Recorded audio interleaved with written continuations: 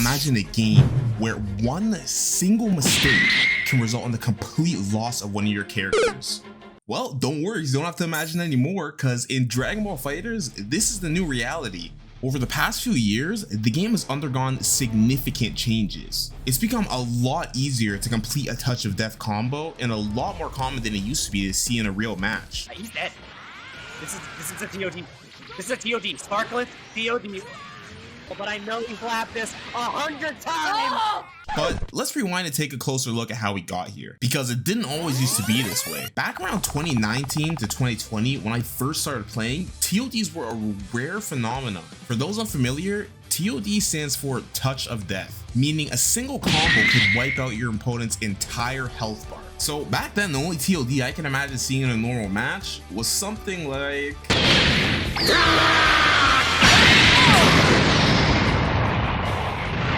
Yeah, that one. But even then with that, it was still just a gimmick that you would rarely see, since it would pretty much require your opponent's brain to not be functioning. And even if you catch them midway through a move, they still have so much time to get out of it afterwards. But overall, TODs back then were either very hard and tight timing combos or just a bunch of extremely situational garbage. Like, I remember the biggest joke for me back then was searching up TODs and seeing them use 2 sparkings just to get the combo down, which for those who don't know, will never happen. This would mean that throughout the match, you would need to get off 7 auto combos so that you could summon Shenron, which isn't something that ever happens, right? Reset, and that's a dead 21. Yo, he got real quick. He got the Dragon Ball. Oh my God! Make the wish. He did it. Bring him back. Bring somebody Cell. back. But other specifics would be things like needing to start with 5 bars of meter, which you gained less of and used more of back then, the opponent being in the corner, all 3 characters being alive, specific characters having level 2s or having level 5s. These conditions made TODs elusive and highly rewarding to pull them off. Doing a TOD would be the most insane thing to witness in the game for me then. For me personally, it was almost the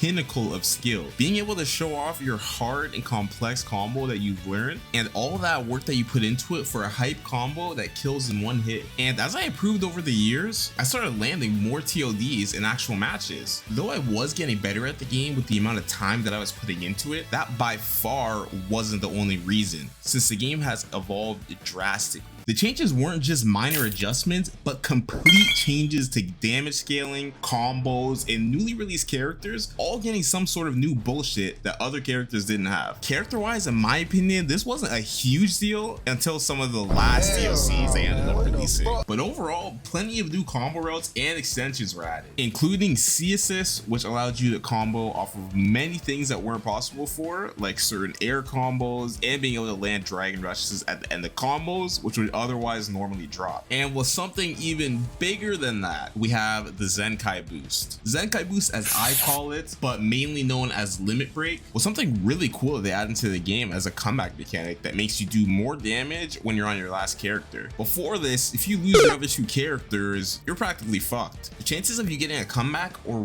way more slim due to you not being able to do as many combos due to the lack of assists, can't use them for offense or defense, and you'll just be way less likely to land a hit on the enemy since you can't do as complex of block strings, since again you have no assists. And when you finally do get a combo, you can't do nearly as much damage because you can't tag in your assists and use their supers. The thing is though, I think they blew the damage out of proportion just a little bit. This practically transformed some of the normal bread and butter combos into nearly one-shotting your opponent, especially since you can do a level 1 super into your own level 3 super, which is only possible before with an assist. And with this 20% damage increase, one hit would be devastating. What was once a challenging feat is now becoming more easily accessible little by little every single major patch. Take one of the more recent character examples, Gogeta 4. I'll ignore them giving him a brand new mechanic, being able to double dash in the air without using any supers for no reason, but while TODs were already rare, they decided,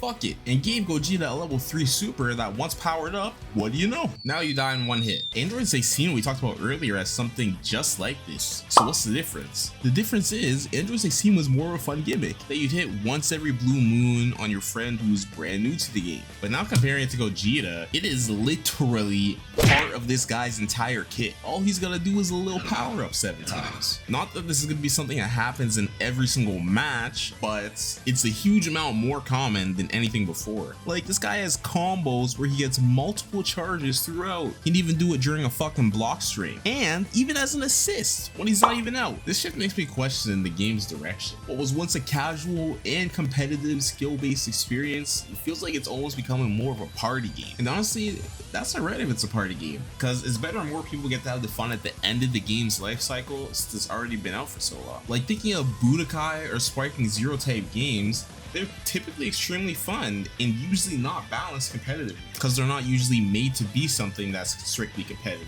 And for those types of games, it honestly doesn't matter. There are supposed to be some broken characters who are visibly better than other characters and who have fun gimmicks to use, because that's the type of game that they are. But one good thing that I did take from all of this is how great and balanced the overall roster became. And do not get me twisted, I'm talking about everyone overall, because obviously there's some few outliers who are at the top, and even right now most of those top characters have literally broken the game beyond repair. But for anyone who played this game earlier on, must remember how only a handful of characters before were considered competitively viable and were ever played, even in just normal casual games. Like, every single team had Super Saiyan Goku, Vegeta, Yamcha, Bardock, with not much variety, and making most of the tier lists back then look like this, with all the teams looking almost the same. And one thing I really enjoy about most fighting games is being able to really have a character that you can claim for yourself. Like, obviously, if you're playing to win a tournament,